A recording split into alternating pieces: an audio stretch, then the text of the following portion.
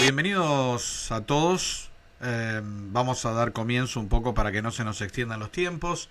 Sabemos que va a haber gente que está llegando.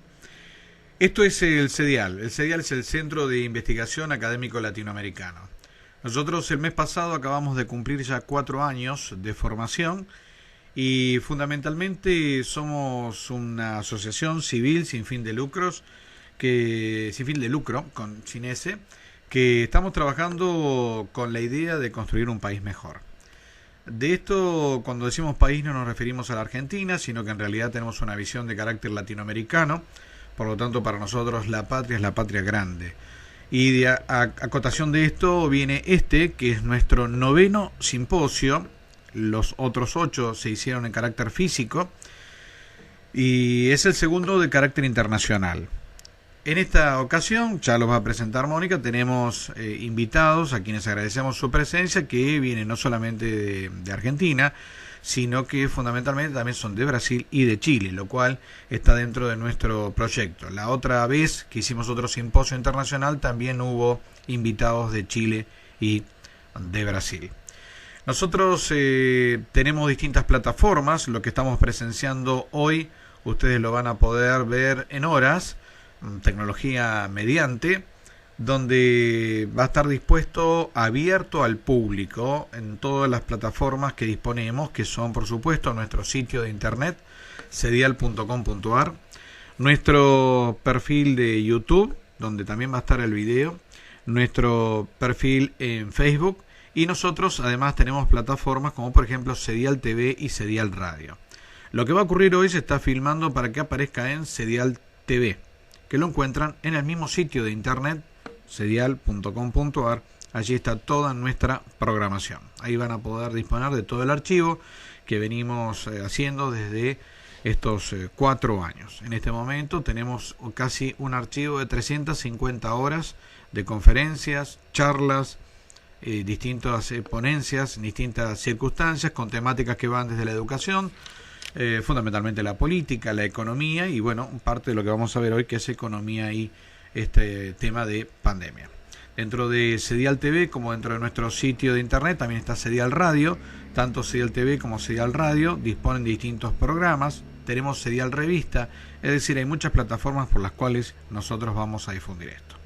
Pero para quienes nos están viendo por primera vez, nosotros tenemos una pequeña tradición, que en este caso le vamos a pedir a la licenciada Karen De Francesco que sea ella la que justamente haga la lectura en esta oportunidad. Siempre vamos rotando a los compañeros fundacionales de este evento, de este centro, que lea, porque nos identifica, nuestra carta fundacional. Karen, muy buenas tardes.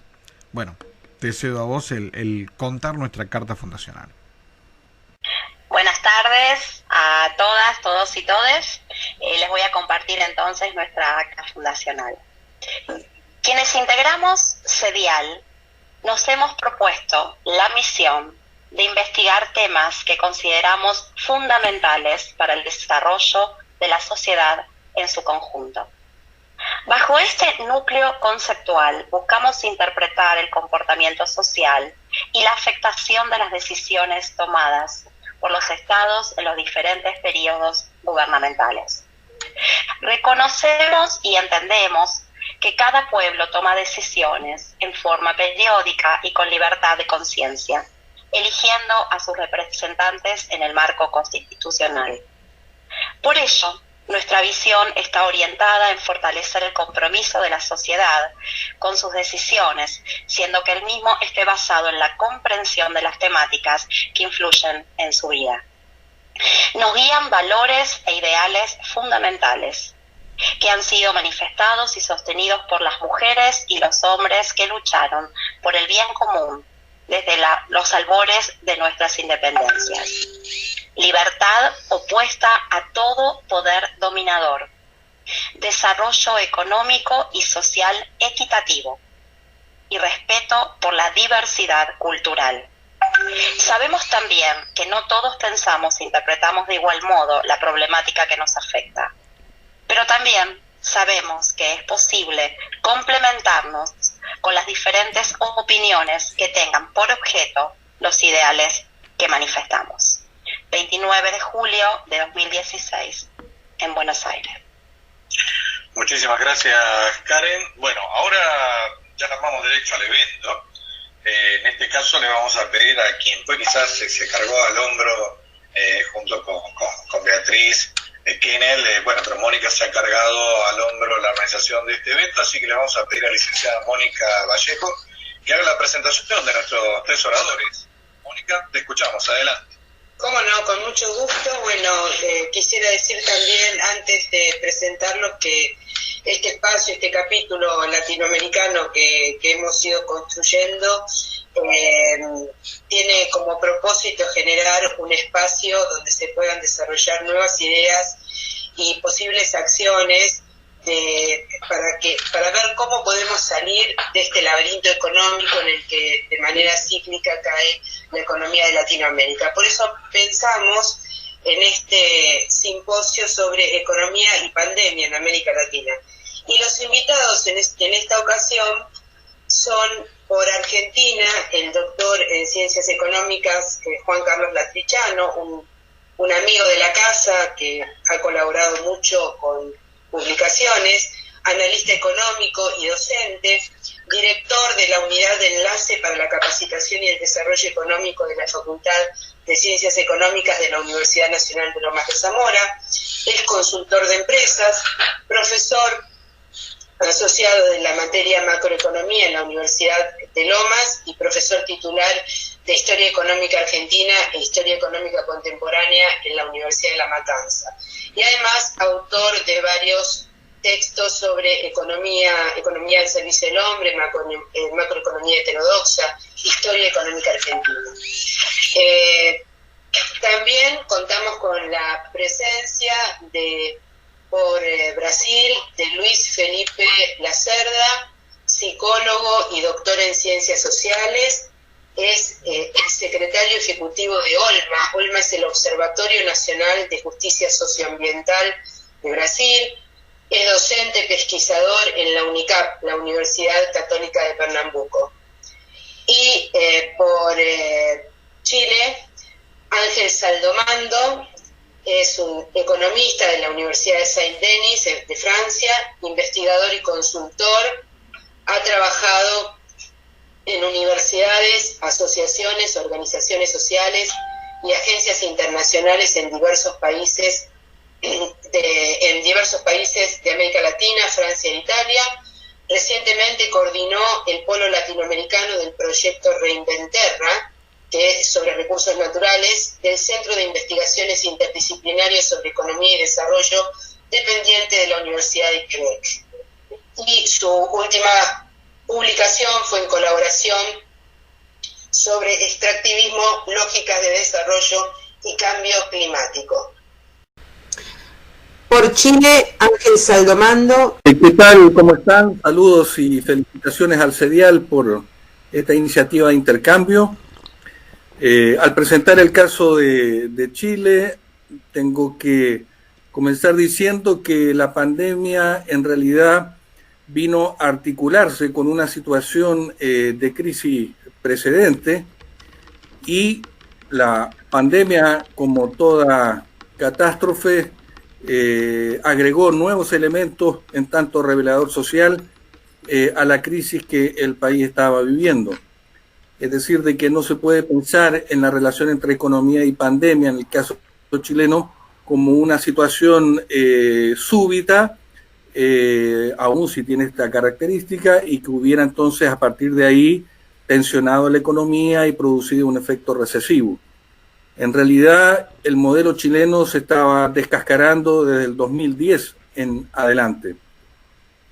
Hubo un punto de inflexión muy importante que fueron las movilizaciones sociales a partir de ese año, donde crecieron de manera muy importante, pasando de 1.500 en el 2010 a 6.000 manifestaciones el 2011, año en que se desencadenó el movimiento estudiantil y donde comenzó a revelarse la vulnerabilidad social de un modelo que era presentado bajo un relato exitista hasta ese momento como siendo prácticamente el oasis de América Latina, es decir, un país estable, en crecimiento y con reducción de la pobreza.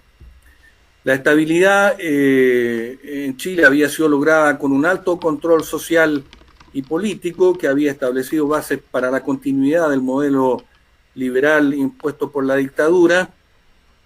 El crecimiento económico, si bien es cierto desde el punto de vista de los números, había tenido consecuencias sociales y ambientales muy depredadoras, lo que había suscitado además conflictos territoriales que no eran conocidos en el país, pero que también a partir de esos años comenzaron a desencadenarse. Y desde el punto de vista de la reducción de la pobreza, a pesar de que los números eran bastante exitosos, la pobreza había sido reducida a un 15% y la extrema pobreza a un 3.5% de la población. Habíamos algunos que decíamos que esos números eran engañosos y que si se contemplaban otras variables, la pobreza podía llegar al 25 o al 30% de la población.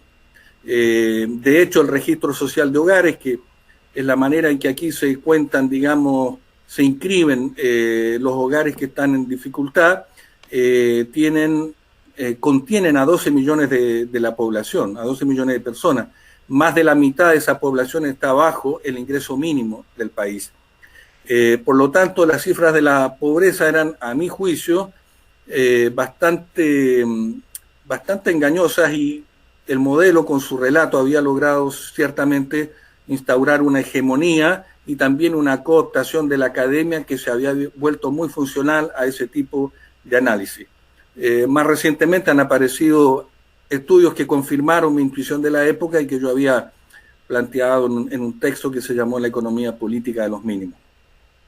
Esta degradación comenzó entonces a desarrollarse en el tiempo y para el 2015 comenzó a constatarse esto de manera más evidente. Cayeron los precios de los commodities, la fase alta del modelo primario rentista chileno comenzó a entrar en recesión, la gran cartera de minería programada del 2010 al 2020 se redujo drásticamente hasta prácticamente desaparecer. No hubieron, los proyectos previstos no llegaron, y desde el 2015 en adelante se entró entonces en una fase recesiva. El colchón social comenzó también a fundirse, que está basado fundamentalmente en una oferta de endeudamiento para las familias y en una serie de gasto social focalizado.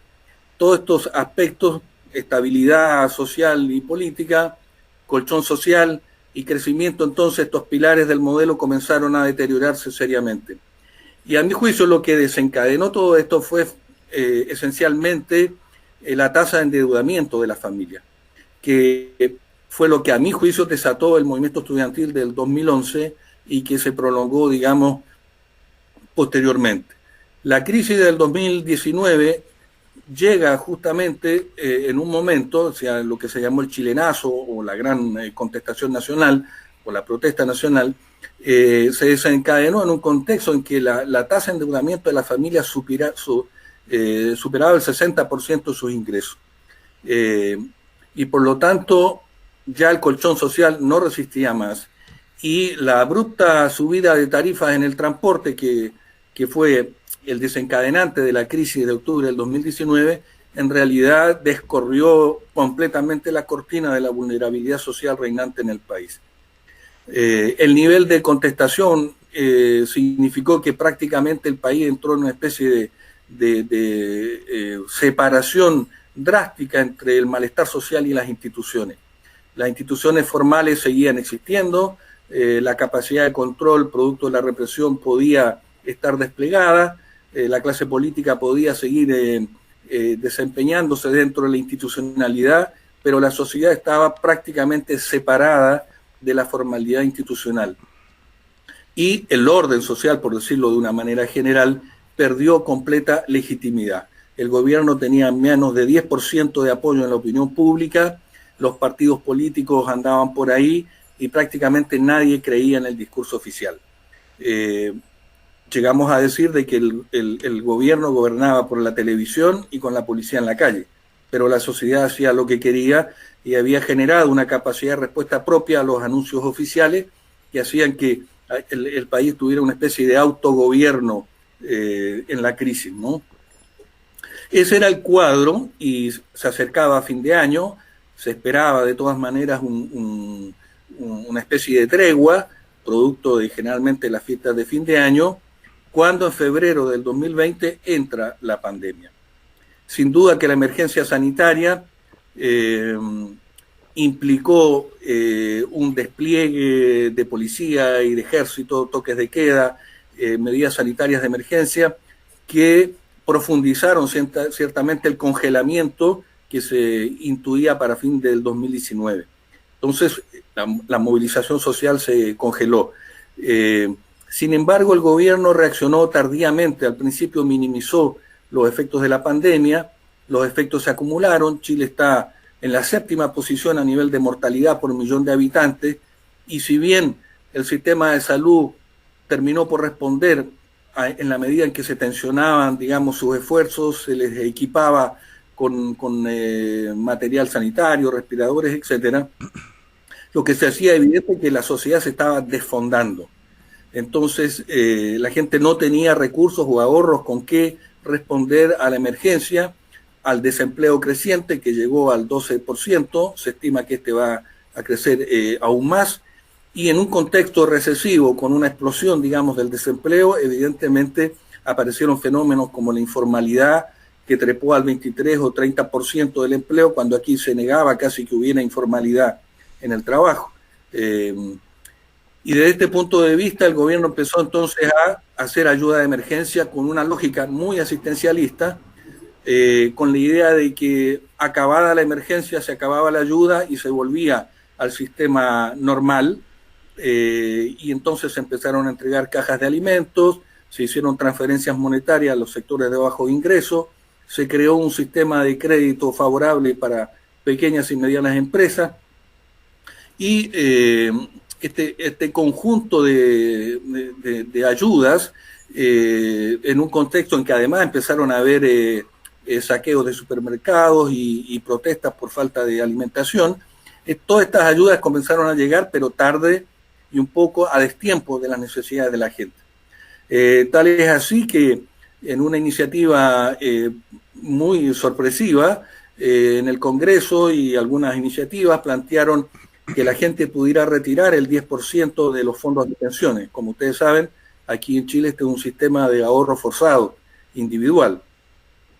Y desde ese punto de vista el gobierno se negó a esto, consideraba que cualquier ayuda no tiene que transformarse en derecho o en política pública, sino que son ayudas de emergencia solamente circunstanciales.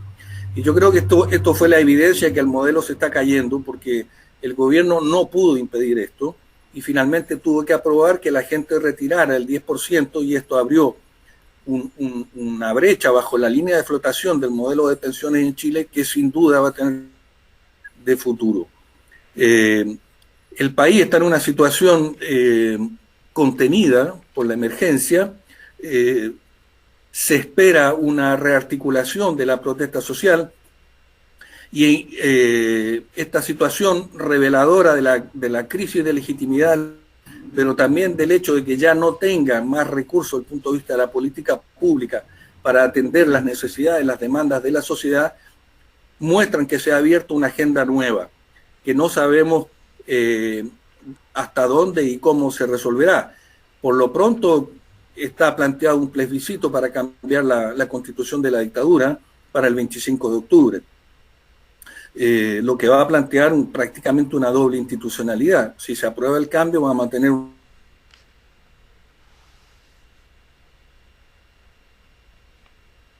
constituyente y el Congreso en paralelo.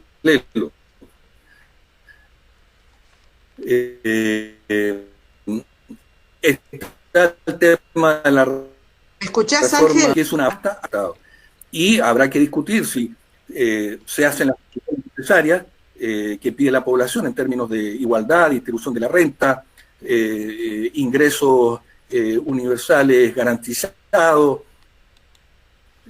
restituir el acceso a la salud y a la educación de manera universal.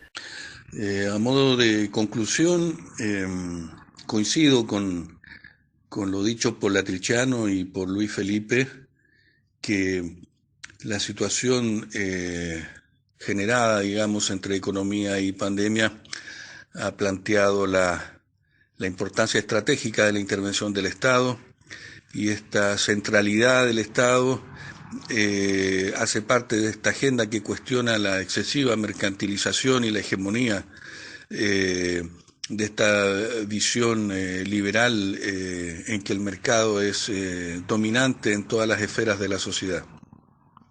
Sin embargo, quiero hacer un alcance. La centralidad del Estado, producto de una emergencia que empuja una decisión política,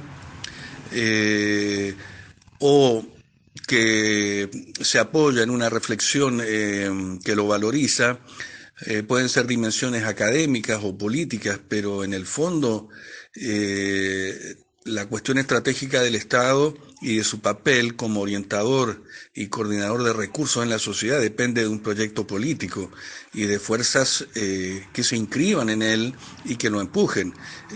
Ningún Estado puede desarrollar ese papel, más aún en un sentido progresista, si no logra articularse con actores sociales que le den el contenido y el sentido a esa acción pública, estatal.